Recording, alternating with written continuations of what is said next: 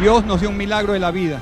Y el milagro es que aún con el piso inestable, decidamos seguir viviendo y obedecerlo. Yo sé que muchos no quieren salir de sus edificios porque les da miedo salir. Yo sé que muchos no quieren volver al lugar donde tuvo el epicentro de su propio terremoto porque está sufriendo cosas, pero siga viviendo. Aunque usted no oiga a Dios, aunque usted no sienta a Dios y aunque piense que está dormido, Él tiene el control del universo y tiene también control de usted. No lo ha desamparado, ni lo ha dejado, ni lo ha olvidado, y no que no se interesa en usted. Él sabe lo que hace con su vida. Él sabe muchas veces que un silencio en usted vale más que 1000 palabras. Cuando la tierra se calma en el exterior y deja el movimiento en el exterior, el terremoto real comienza en nuestra mente. Allí comienza el verdadero terremoto real, cuando se para la tierra y entonces en nuestra mente empieza el verdadero terremoto. Hasta hoy puedo contarle innumerables testimonios de personas que todavía sienten el síndrome del ebrio, se les mueve el piso. ¿Será real? ¿No será real? Cada persona puede sentir una réplica particularmente interna y tal vez también externa puede ser. Ya es difícil desdibujar para algunas personas cuándo es una réplica real y cuándo no es real, porque el ser interior, el tormento, el terremoto interno todavía está pasando y tarda. ¿Cuánto tiempo tarda el terremoto interno en pasar? ¿Cuánto tiempo podría tardar en superarse este terremoto interno que muchos están viviendo? Y si no lo están viviendo a primera mano, lo están viviendo en un familiar, en un relacionado, en un amigo, en un testimonio, en alguien cerca que está experimentando un temblor, un terremoto dentro de su mente. Por eso hoy vamos a hablar acerca de esto. ¿Cuánto tiempo podría tardar en superarse ese terremoto interno? ¿Cuánto tiempo tardaría? Yo creo que lo más justo para decir una respuesta no simplista es el tiempo que pueda tomarse en cada uno de nosotros que se revele Jesús verdaderamente, más allá de una píldora evangélica, más allá de un cliché para reprender demonios y más allá de un salvavidas cuando tengo problemas, sino que Jesús se revele completamente, y eso puede tardar un tiempo. No estoy hablando de personas que tengamos muchos años en el Evangelio. Esto puede tomar pocos días o muchos días. Es la revelación de quién es Él lo que nos va a ayudar a nosotros a superar más rápido todo temblor interno, es que se nos revele quién es Él. No estoy hablando de haber venido a la iglesia muchos años, estoy hablando de la revelación de Jesucristo en el corazón de los hombres. Y hoy quiero hablar o hacer una pregunta, de lo cual vamos a leer en Marcos. ¿Quién duerme en tu barca?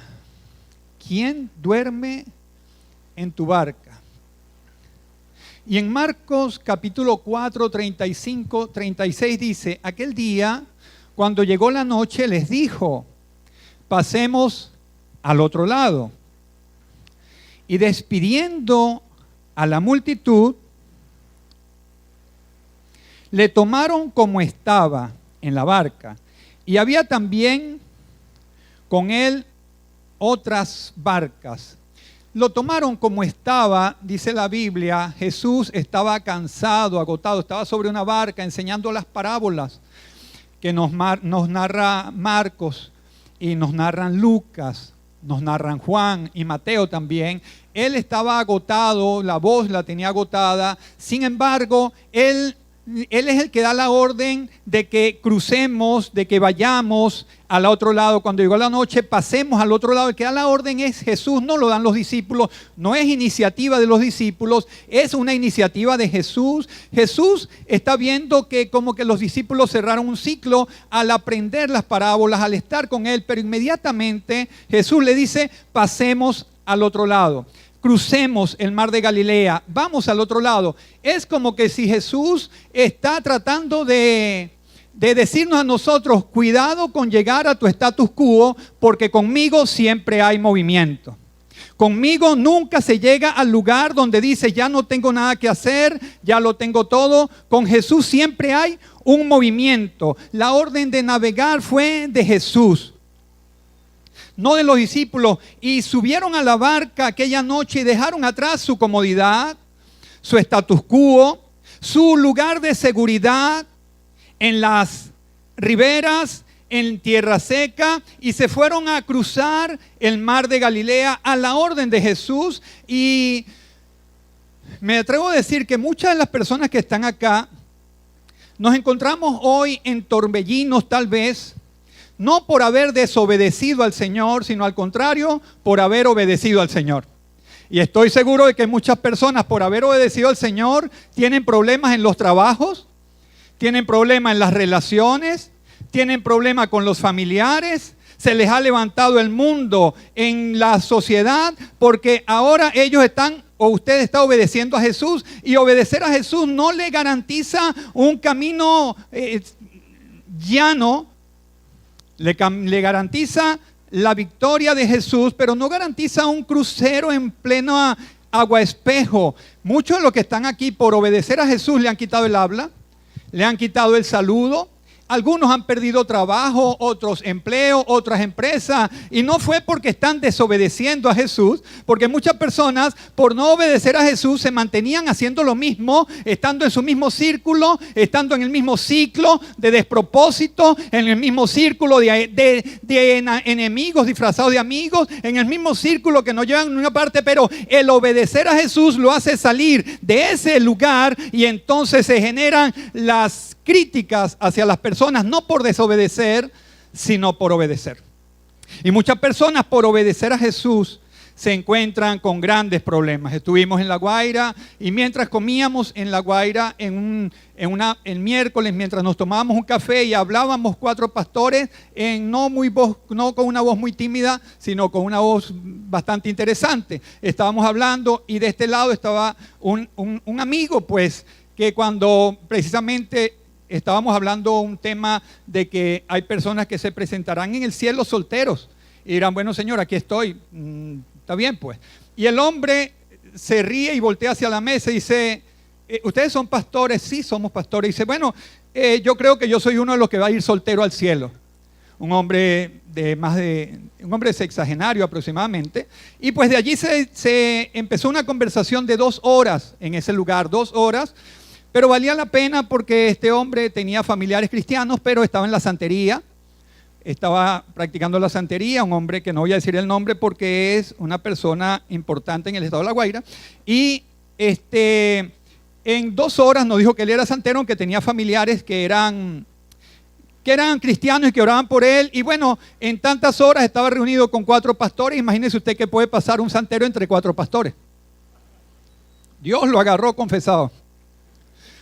En poco tiempo el hombre rompió sus pulseras de santería, llamó a su padrino y le dijo, hasta hoy llego contigo, hoy me deshago de esto, ven a buscar tus cosas, he tenido que hacer esto hace 21 años. Y entonces nosotros estamos allí y vimos pues el milagro de Dios, que valió la pena 2 horas por un alma, si para eso fue que bajamos, pues gloria a Dios. El hombre pues rompió con la santería, rompió con eso, le habló a su esposa, le dijo, soy libre de esto, me he quitado algo que debía haber hecho hace 21 años. Efectivamente, cuando él hizo eso, después él mismo organizó un grupo y nos metió a 4 pastores y dice los guerreros de Dios, y él mismo es el administrador de eso y ahora tiene 4 pastores pastoreándolo. Este es un hombre interesante. Y allí hemos venido discipulando porque no se trata de un evento, se trata de un proceso, se trata de tratar de hacerle un discípulo, no de llegar aquí y decir, bueno, lo hizo y ya no. Todavía seguimos hablando, seguimos aconsejándolo y nos dice, me bloquearon de las redes sociales. Mi padrino, que ya le dije a él, le dijo delante de nosotros, lo tengo grabado por allí, lo grabó un pastor que estaba allí, donde le dice, mira, yo no necesito un padrino porque me encontré con el padrino verdadero, le dijo a su ex padrino, ¿no? Y bueno, lo bloquearon, le hicieron la, pero él se metió en un torbellino con eso por obedecer a Jesús, no por no obedecer a Jesús, sino por la obediencia a Jesús, le trajo consecuencias en su entorno, pero no importa que el mundo te aplauda si Dios te dice no. Pero qué grande es cuando Dios te aplaude aunque el mundo te diga que no, porque ahí está la verdadera bendición del ser humano, que Dios te aplauda aunque el mundo te deseche.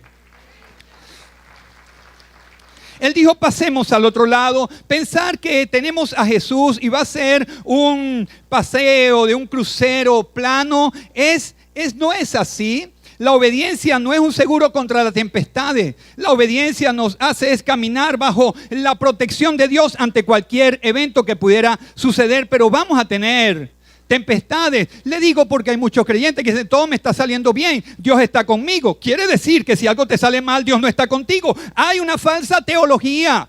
Hay una teología simplista que acaba la fe de cualquier persona, acaba la fe de los nuevos como la fe de los mayores, acaba la fe de cualquier persona que quisiera creer en Dios, pero bajo esa expectativa de que Dios me bendice, conseguí trabajo, se resolvieron todas las cosas, Dios está conmigo. Es muy simple porque la persona debe decir como Job, aunque Él me matare, yo en Él esperaré. Tiene que ser una convicción de fe que aunque el mundo tiemble, tu fe permanece firme en Jesús.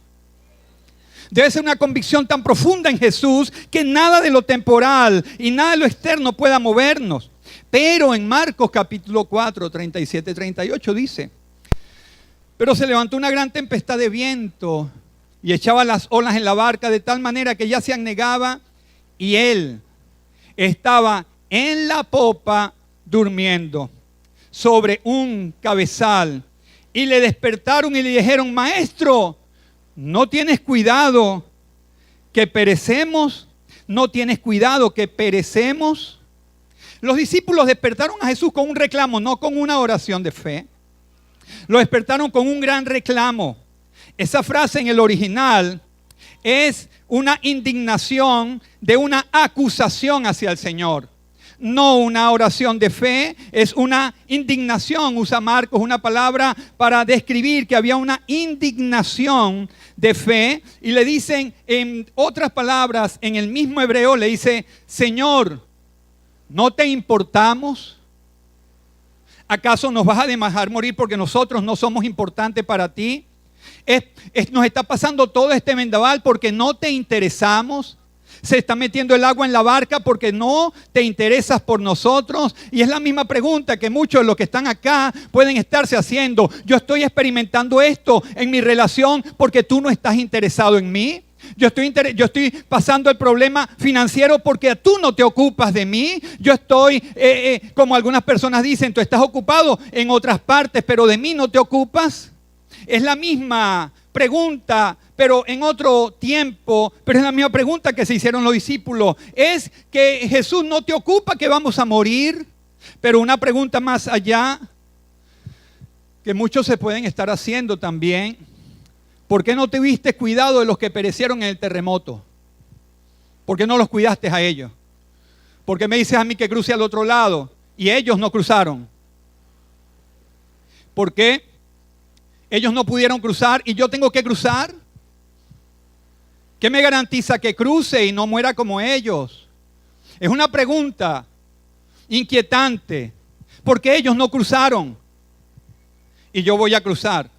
Yo sí puedo cruzar y por qué ellos no. Es la misma pregunta que puede acabar con la fe de cualquier persona. Ayer estábamos en una entrevista, en una reunión acá, donde estaban unas personas que Ariel Recovering, que son los productores de la película Gritos de Libertad, donde tratan con tratas de blancas y secuestro de niños y tratos infantiles, ¿cómo se llama?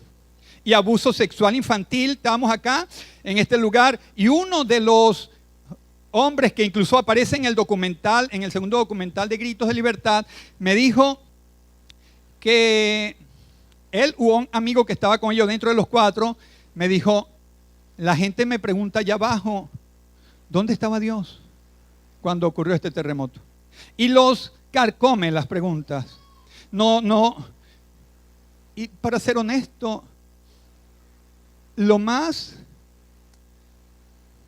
creo que lo más razonable para un creyente que le hagan estas preguntas.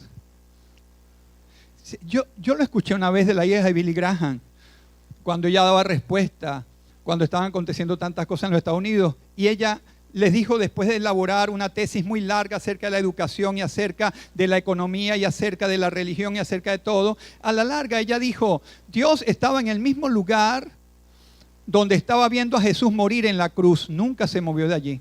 Así donde él vio morir a su hijo, Dios estaba también viendo cómo morían todas las personas. Dios tiene el control del universo total. Así como estaba viendo a su hijo morir, también estaba viendo a cada persona morir. Y Dios estaba con ellos hasta el último respiro.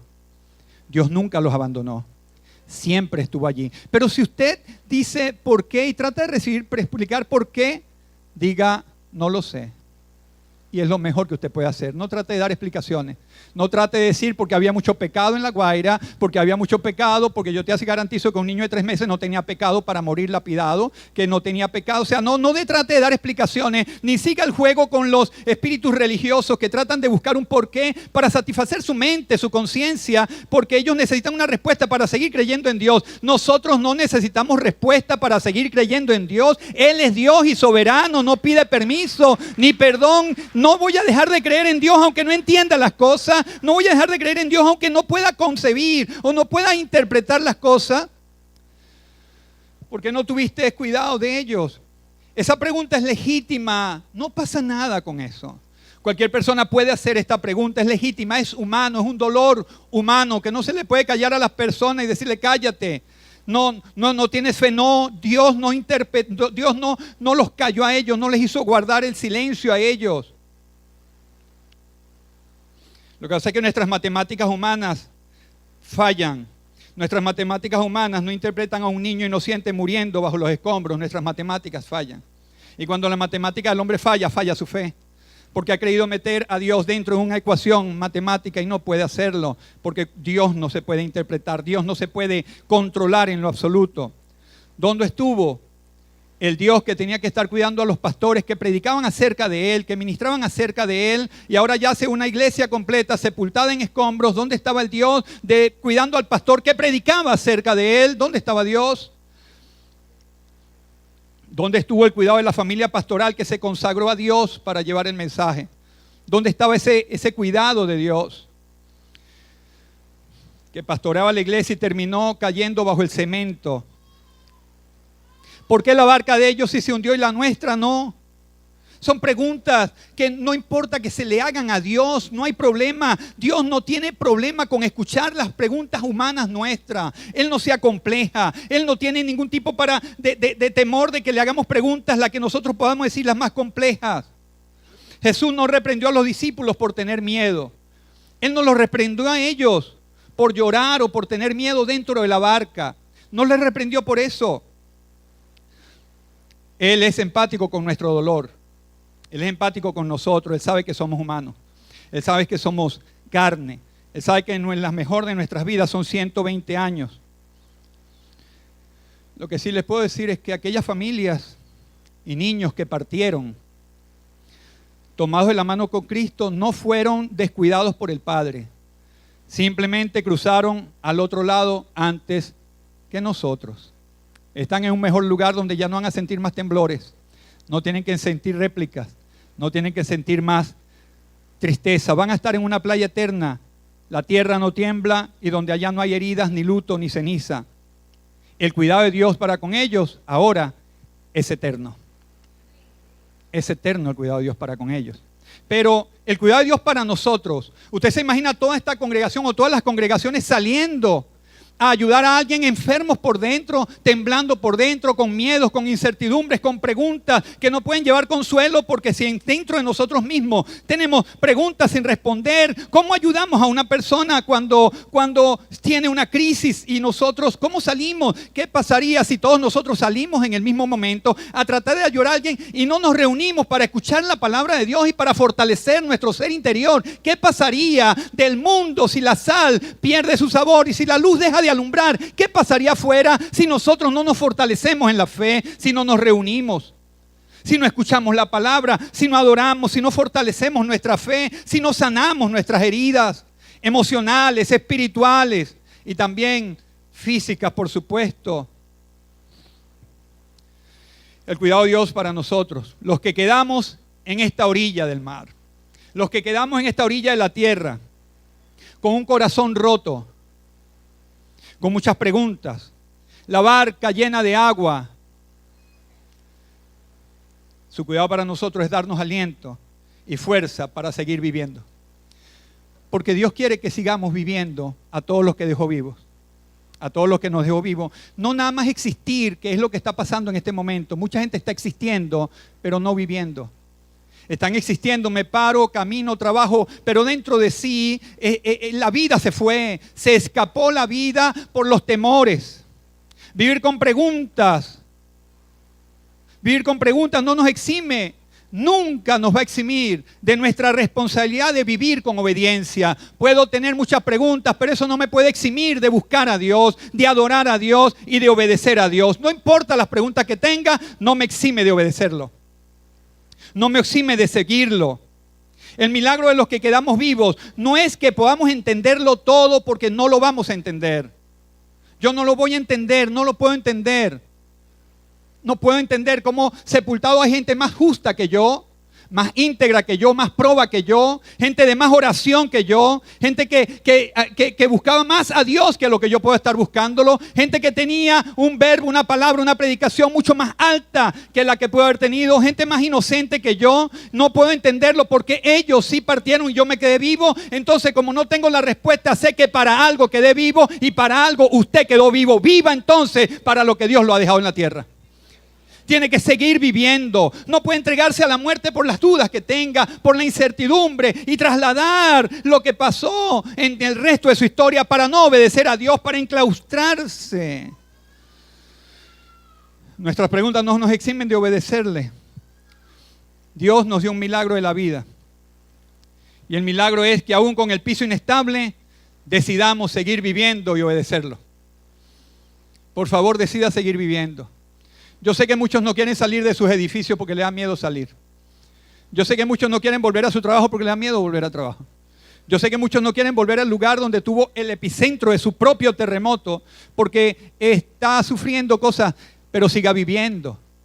No se lacere, por favor, usted mismo. Tenga paciencia con usted mismo porque Dios lo ama tanto que lo dejó vivo y Él lo va a restaurar completamente, pero tenga paciencia. Claro, la tierra no ayuda mucho porque en estos días sacaron a toda la gente de los edificios, por el amor de Dios. Hubo una réplica y la gente que había avanzado 100 metros retrocedió 50 en la confianza. No ayuda mucho la cosa, pero sin embargo, Dios sigue estando en control de nosotros.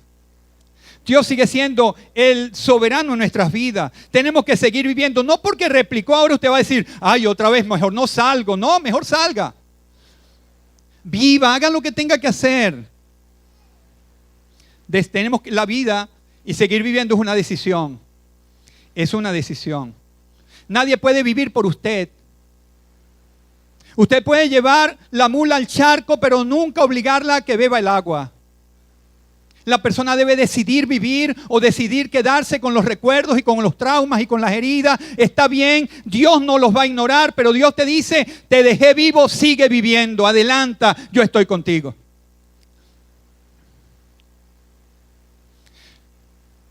El Salmo 121:4 dice, aquí no se adormecerá ni dormirá el que guarda a Israel. Y en Marcos 4:39, 40, en Marcos 4:36, 37 y 38 decía que Jesús dormía en la barca. Dormía en la barca y en el lugar más inestable que se pudiera imaginar, en la popa. Ni siquiera en la proa, en la parte de atrás, sino adelante donde las olas golpean con más ímpetu y la gente tiene que... Él está durmiendo, pero es interesante que yo escuché, no sé si fue una fábula o un mito, o es verdad, tal vez es verdad, no lo pude documentar, que cuando murió Juan Vicente Gómez y dieron la noticia de que él había muerto, la gente no hizo nada. No celebró nada porque todavía creían que estaban vivos. Y si estaba vivo, iba a ponerle a todo el mundo en la cárcel. Y entonces pasó mucho tiempo para que la gente pudiera celebrar. No sé cuánto tiempo, estaba tratando de buscar, no sé, días, horas, no sé. Porque la gente todavía temía que el hombre estuviera vivo. Su muerte y la muerte de Juan Vicente Gómez todavía traía temor, su esencia traía temor sobre la población. Ahora fíjense ustedes, Jesús estaba en la popa dormido. Jesús estaba dormido, el Dios de la creación estaba dormido, pero la esencia de su poder divino permanecían en él, no había perdido ni un rasgo de su poder divino aunque estaba dormido. ¿Qué quiero decirle? Que aunque Jesús estaba dormido, tenía el control del universo y las olas se detenían cuando él decía que se detuvieran. Porque a que no se dormirá ni se adormecerá el que guarda a Israel. Esta es la fe que tenían que tener los discípulos. Que mientras Jesús estuviera en la barca, a ellos no les iba a acontecer nada. No era la fe para reprender el viento y los mares. Tal vez otras personas pudieran decir eso. Está bien, no lo criticaría. Pero era la fe de decir, si Jesús está en la barca, en esta barca, el creador de las Pléyades y del Orión, el creador del universo, el que dice la Biblia que sostiene todo por el poder de su palabra, si él está en esta barca y yo estoy con él, yo no voy a dormirme, yo no voy a morir, porque se tenía que morir el que creó todas las cosas. Él no los reprendió porque tuvieran miedo, sino porque no tuvieron fe. Levantándose, reprendió al viento y dijo, mar, calla, enmudece, y entonces cesó el viento y se hizo grande bonanza y les dijo, ¿por qué estáis así amedrentados? ¿Cómo no tenéis fe? Esa pregunta es, ¿cómo no tenéis fe? Nos llama la atención a nosotros. No es para criticarnos ni cuestionarnos, es para Él llevarnos una máxima revelación.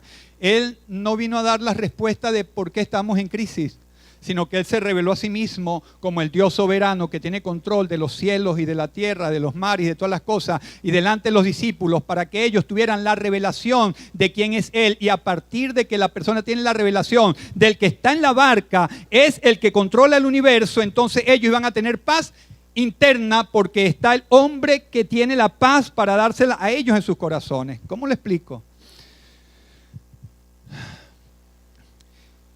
El error de los discípulos fue pensar que su vida dependía del mal tiempo, que su vida dependía del humor de los vientos. El error de los discípulos es pensar que su vida estaba en manos de un cataclismo, de un ventarrón o de un ciclón. El error de ellos era pensar que lo que estaba afuera era poderoso e ignorar que el que estaba en la barca era el que tenía el poder absoluto de todo el universo. El ignorar al rey del universo pensando que afuera estaba todo el poder fue el error de los discípulos, y ese es nuestro error. Nuestro error es el mismo muchas veces de estos discípulos, que pensamos que nuestra vida depende de un movimiento de la tierra y no del Dios que está en nuestros corazones. El Dios que está en nuestros corazones es el que determinará si la tierra tiembla y se lleva mi alma o mi vida. Yo sé que Dios está conmigo hasta el final del tiempo. No voy a temer a lo que la tierra tiemble porque el que está en mi barca se llama Jesús. Lo que Él quería era que nosotros no tuviéramos miedo al externo, a la vida exterior, a todo lo que mata el cuerpo y el alma, sino que tengamos temor a aquel que puede matar el espíritu, que tengamos temores a Dios, más que a los tiempos, más que al más tiempo, más que a los ciclones, más que a las cosas. No se trata de no estar prevenidos, pero no se trata sino de no tener ese miedo paralizante a la vida, el miedo que paraliza en la vida. Ese miedo que paraliza porque estamos pensando en todo tiempo y si hay una réplica, ¿a dónde corres? ¿A dónde huyes? ¿Dónde te vas? El que tiene miedo, la Biblia lo dice en cierta manera, el que tiene miedo ya está muerto. porque el temor lleva en sí castigo. El que tiene miedo ya está muerto. Piénselo por un momento. Si usted tiene miedo ya está muerto. Lo que hay es que son, como diría Arturo Uslar Pietri, muertos insepultos. Porque es verdad. El que tiene miedo, piense por un segundo, ¿cuál vida tiene usted cuando tiene miedo? No tiene vida. No tenemos, para decirlo de otra manera, no tenemos vida cuando tenemos miedo. Tenemos miedo a vivir. Tenemos miedo al futuro. Tenemos miedo al presente. Tenemos miedo a las cosas que puedan moverse. Los discípulos tuvieron miedo del externo y Dios le está diciendo, ¿cómo no tenéis fe? ¿Cómo no tienes fe? Él le está diciendo, ni siquiera se los tuvo que decir, no sé, él sencillamente calmó la tempestad, calmó los vientos, calmó y dice en la Biblia, le dijo, cállate y amordázate, e inmediatamente se calmó la tempestad. Dios está revelándose que Él está por encima de las cosas visibles. Claro, entiendo que para muchos se le hace complicado entenderlo, porque todavía estamos pensando en los muertos y estamos dejando de pensar en los vivos, en que usted es un milagro de Dios y que las personas que partieron están ya en las manos de Dios, donde nosotros no tenemos injerencia alguna, ni sabemos nada de ellos. Pero los que estamos vivos, todavía queda el sinsabor de miedo. De miedo. Y si tiembla aquí, pasa lo mismo que en La Guaira o lo que sea, el miedo. Y Dios dice, no puedes avanzar así, con ese miedo paralizante. No le tengas temor a las cosas externas, ni al mal tiempo, ni nada de eso. Claro, no es que no sienta miedo. Por el amor de Dios, compréndanme. Porque ayer yo estaba en la casa, yo vivo en un piso 23, y sonó un trueno. Por el amor de Dios, pregúnteme qué tronó primero, si por dentro o tronó por fuera. No es no sentir miedo, es que ese trueno, eso no nos paralice. No, todavía estoy pendiente de los celulares para ver si alguien suena la alarma. Todavía tengo todavía me viene ese pensamiento. Estoy sentado y de pronto me viene, no es no sentir miedo, pero eso no me puede paralizar de decir, Dios, yo estoy en tus manos, tú eres el que estás en la barca de mi corazón, tú eres el que conduce mi barca, tú estás en mi barca. Aunque tenga miedo, no quedaré paralizado. Aunque tenga miedo, tendré que avanzar, tendré que seguir, porque ese miedo que el Señor habla no nos cuestiona ni nos condena para decirnos, yo sí soy de fe, yo sí tengo fe, yo no tengo miedo. Mentira. Sí hay temores, pero ese temor que no nos paralice. Nuestra vida no depende del estado del tiempo, sino de la identidad del quien está a bordo. El que está a bordo tenía más poder que todo el universo completo porque fue el que lo creó todo. Por eso la pregunta, ¿quién está en tu barca? Si en tu barca están los temores, el temblor, Fumbisis, etcétera, o en tu barca está Jesús, el Rey del universo. Esa es la pregunta de esta mañana. ¿Quién está en nuestra barca? ¿Fumbisis? ¿La IA? ¿Cuántos se sienten? ¿Quién está en nuestra barca? Es la pregunta. Si en nuestra barca está Jesús, aunque la tierra tiemble y los mares sean conmovidos y sacudan las costas, yo en Él confiaré. Sí, tenemos que creerlo, tenemos que confiar, tenemos que avanzar en la vida. Dios es soberano, Él se revela a sí mismo. Él se revela para que nosotros podamos seguir confiando en Él. El milagro de Job no fue recibir 2 veces más todo lo que tenía. El milagro de él fue la revelación de quién era Dios y poder decir, de oídas te había oído, mas ahora mis ojos te ven. Los discípulos, entonces dice Marcos 4:41, entonces temieron con gran temor.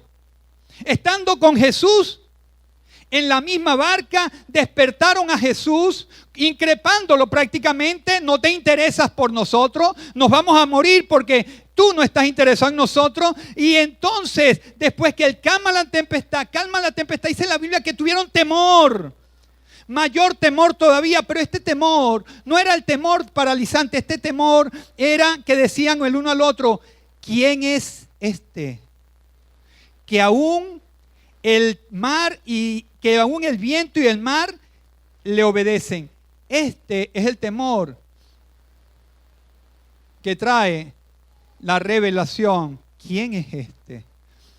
Este que controla el tiempo, que controla el viento y la tempestad. Este fue el milagro de los discípulos. Yo creo que si una de las enseñanzas quería darle Jesús a los discípulos al cruzar el mar, era que se les revelara a Él como dueño y soberano de la naturaleza. Para que ellos pudieran estar en la tierra sabiendo que iban a experimentar terremotos, pero que si Él estaba en su barca, ellos iban a estar seguros de que Él iba a cumplir el propósito con ellos, de que iba a cumplir su propósito. Ahora ellos no están buscando una explicación intelectual, como tal vez muchos están buscando ahora. Ellos están buscando es la revelación. ¿Quién es este? Este que detiene el mar, detiene el viento, detiene todas las cosas. Cuando vio a un hombre ciego en nacimiento, le dijeron: Jesús, ¿quién pecó, este o sus padres? Y dijo: no es que pecó este o sus padres, sino para que sean manifestadas las obras de Dios en él. Las obras de Dios se van a manifestar para que usted siga creyendo y teniendo la revelación de que Jesús no es sencillamente un salvavidas para nuestros problemas, es el Rey del universo. Y aunque nosotros pensemos que está durmiendo, Él tiene el control. Aunque nosotros no escuchemos su voz, porque hay personas que dicen: es que yo hace tiempo no lo siento. Yo quiero escucharlo. Yo quiero oírlo. Yo quiero que me hable. Aunque hace tiempo están diciendo: yo quiero sentir lo que están diciendo es: quiero sentir una sensación de que Él es real. Los discípulos no tuvieron que preguntarse eso. Los discípulos no tuvieron una sensación. Tenían a Jesús que era real allí, y con todo y eso tuvieron gran temor, teniendo al que hizo todo el universo en su barca. Y Él seguía teniendo el control del universo. Ahora, nosotros decimos: yo quiero ir a Dios. Dios está enojado conmigo. Tengo cielos de bronce. Me he cuidado, he orado y todavía no oigo a Dios. Tengo que buscar oír a Dios. Aunque usted no oiga a Dios, aunque usted no sienta a Dios y aunque piense que está dormido, Él tiene el control del universo y tiene también control de usted. No lo ha desamparado, ni lo ha dejado, ni lo ha olvidado, y no que no se interesa en usted. Él sabe lo que hace con su vida. Él sabe muchas veces que un silencio en usted vale más que 1000 palabras. El silencio de Dios en el Antiguo Testamento era más crudo que las palabras que Él hablaba. Cuando Él callaba, la gente se humillaba más a buscarlo. Cuando Él callaba era como un mayor castigo que cuando Él hablaba. Porque la gente cuando calla a Dios, entonces se siente con esa necesidad urgente de buscarlo. Y si Dios, usted siente que está dormido, búsquelo con más intensidad. Adórelo con más intensidad. Pero ante ninguna pregunta quede usted postrado para no buscarlo. Siempre es necesario buscarlo aunque no lo escuchemos. Aunque no lo veamos. Él es real. Él es verdadero. Él está presente. Estuvo presente con todos los que murieron. Y está presente con todos los que estamos vivos para que sigamos viviendo. Él es verdadero y sigue con nosotros. Si estás vivo hoy, si estás respirando, a pesar de que la tierra se cayó a tu alrededor, o todo lo que pudo haber pasado, hay una asignación de obediencia que el terremoto no puede sepultar en tu vida. A nosotros como vivos nos toca llorar por los que partieron, el misterio de los que partieron. Lloraremos por el misterio de los que partieron, pero también nos toca asumir la responsabilidad de los vivos. No podemos parar el mundo hasta que se cambien todas las cosas. Tenemos que asumir la responsabilidad de estar vivos. Y si estamos vivos, tenemos responsabilidades que asumir. Necesitamos salir de nuestro propio yo, enterrado en nuestra depresión, enterrado en nuestros miedos, para salir a vivir, ayudar a alguien, orar por alguien, visitar a un doliente, llevarle vida al que está con los huesos secos, salir adelante. Nos toca la responsabilidad de vivir. Si estamos vivos, vivamos para la gloria de Dios. Si estamos vivos es para algo, vamos a hacerlo. Vamos a bendecir a otras personas, vamos a vivir.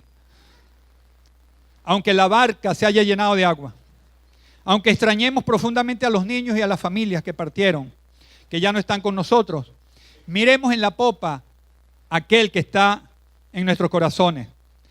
¿Podemos vivir sin respuestas? Claro que sí. Siempre y cuando conocemos y conozcamos a aquel que tiene el control de las constelaciones, que hizo el granizo y que hizo los mares. Si Él está en la barca, en nuestros corazones, no se hundirá. No se hundirá. Todos Miremos al cielo y reconozcamos a nuestro Salvador. Sigamos viviendo, remando, pasemos al otro lado. Es nuestra tarea. Tenemos que vivir. Si sentimos miedo, sepamos que las cosas externas no son más grandes que aquel que está en nuestros corazones, que es Jesús, el Hijo de Dios. Que si la tierra tiembla y los mares caen en lo profundo de la mar y los ríos cubren las montañas, con todo, no temeré, no me paralizaré. Seguirán los niños estudiando, seguirán los profesores dando clases, seguirán las personas subiendo en los ascensores, seguirán subiendo las escaleras, seguirán avanzando en la vida, seguirán llevando vida, seguirán haciendo bien, seguirán aconsejando a otros y acompañando a otros. Quedamos vivos, no vivamos como muertos. En la barca los apresó el temor. La tormenta los llevó a preguntarse quién es este, para revelarse que aquel que estaba en la barca era más poderoso que todo lo que estaba afuera. Y como les digo, que el que está en su corazón es más poderoso que todo lo que está fuera de nuestro entorno. Que juntos podemos animarnos, que juntos podemos ayudarnos, que cuando la fe de uno se tambalee, el otro, por el amor de Dios, lo levante. Porque mejor es dos que uno, porque si uno cae, el otro lo sostiene. Pero si dos caen, ¿quién podrá levantarlo? Sí, les va a fallar la fe, de seguro. Puedo escucharlo por las paredes diciendo cualquier cosa de temor, preguntas, no importa. Pero que entre los hermanos y amigos, la familia, se levanten en la fe. No es fácil, puede tomar tiempo, pero no importa que tome el tiempo mientras se va revelando cada día más Jesús en nuestros corazones. No importa. Va a tomar tiempo y se va a sentir muchas veces usted temblando. No se juzgue. No diga, ay Señor, yo sí soy pecador. Ay Señor. Diga, Señor, revélate más en mí. En este momento revélate más en mí. Que mi vida tiene un propósito en ti. Y si se terminó, se terminó. ¿Qué podemos hacer? ¿Qué puede controlar usted teniendo el miedo? No puede controlar nada con miedo. Si su miedo hiciera que la tierra deje de temblar, yo le diría, tenga miedo. Pero si la tierra tiembla y usted corre a los brazos de Jesús, entonces usted está recibiendo la revelación de que Jesús verdaderamente tiene control de su vida y también de su muerte. Claro, no es una palabra para pactar corriendo, pero es una palabra que necesitamos tener nosotros en nuestros corazones en los momentos que estamos en las camas, en las noches, ante los ruidos. Cuando lo saquen del edificio una vez más y salga corriendo usted, por favor, confíe que en su corazón usted es una barca donde Jesús está. Y si la gente corre desesperada de miedo, usted corra, pero con esperanza de que la barca de su corazón está Jesús. La respuesta es, ¿quién está en la barca de su corazón? ¿Quién está en su barca? Si en su barca está Jesús, recuérdelo siempre. Ante cualquier cosa recuerde, en mi barca está Jesús. Jesús, tú eres el Señor de mi vida. Jesús, tú tienes control de mí. Y corra, pero con Jesús por dentro. No se fustigue, no se lacere. Y por favor, confíe en Dios, que aunque esté en silencio, Él tiene el control de su vida. Póngase de pie, por favor.